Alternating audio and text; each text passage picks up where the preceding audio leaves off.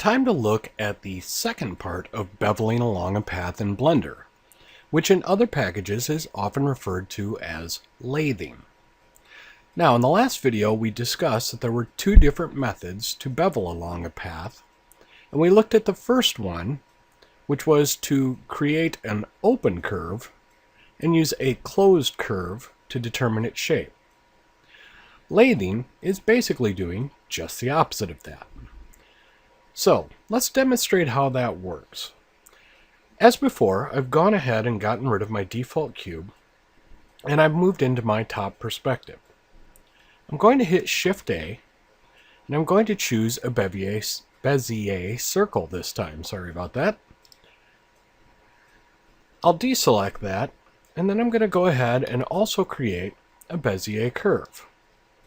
As you can see, our curve is right there in the center. Alright, now, the first thing I'm going to do is take this curve and I'm going to rotate it.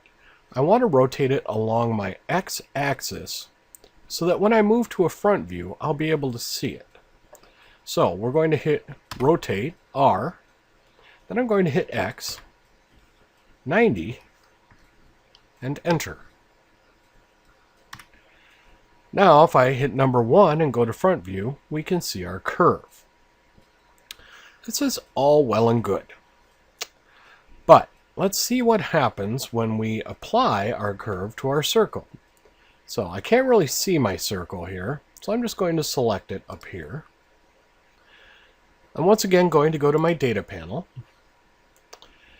And once again, I'm going to go down to my bevel object. And this time, I'm going to choose my curve.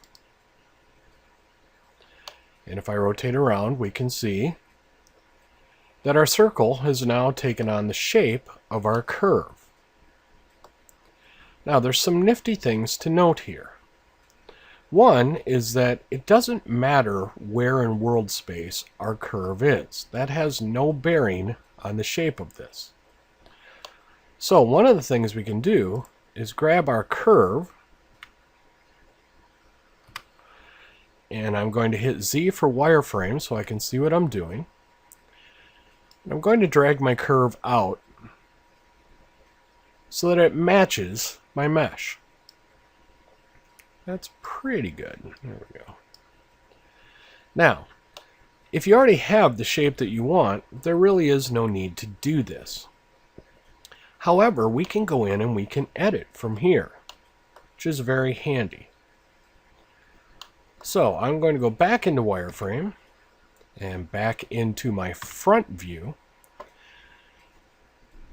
and I'm going to tab into edit mode.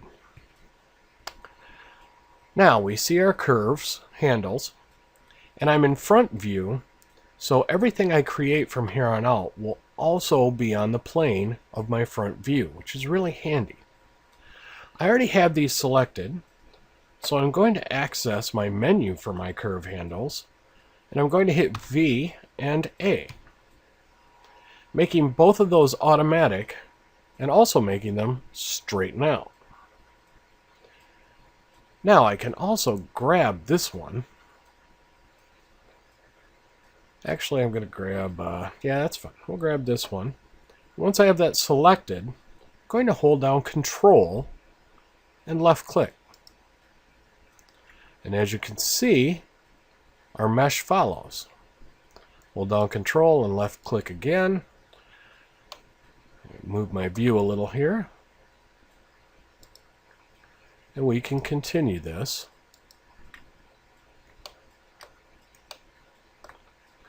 All day long.